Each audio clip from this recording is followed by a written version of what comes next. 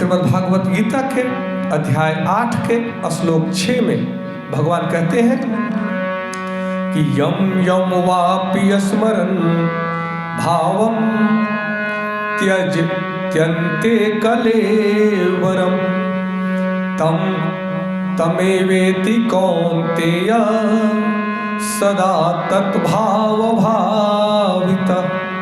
अर्थात हे कुंती पुत्र, शरीर त्यागते समय मनुष्य जिस जिस भाव का स्मरण करता है वह उस भाव को निश्चित रूप से प्राप्त होता है। भगवान कहते हैं कि यहाँ पर मृत्यु के समय अपना स्वभाव बदलने की विधि का वर्णन किया गया है। जो व्यक्ति अंत समय कृष्ण का चिंतन करते हुए शरीर त्यागता है उसे परमेश्वर का दिव्य स्वभाव प्राप्त होता है। किंतु यह सत्य नहीं है कि यदि कोई मृत्यु के समय कृष्ण के अतिरिक्त और कुछ सोचता है तो उसे भी दिव्य अवस्था प्राप्त होती है।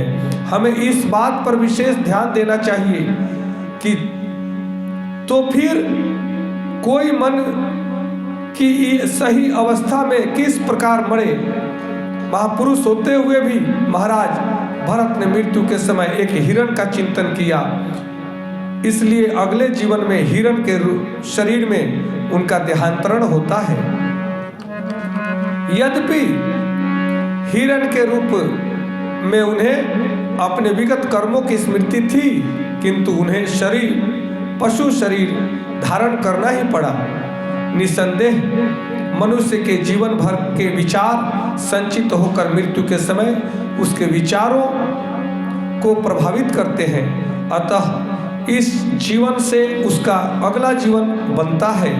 अगर कोई इस जीवन में सतोगुणी होता है और निरंतर भगवान श्री कृष्ण का चिंतन करता है तो संभावना यही है कि मृत्यु के समय उसे कृष्ण का स्मरण बना रहे, जिससे उसे कृष्ण के दिव्य स्वभाव को प्राप्त करने में सहायता मिलेगी और वह देवलोक को अर्थात परम धाम को प्राप्त करता है।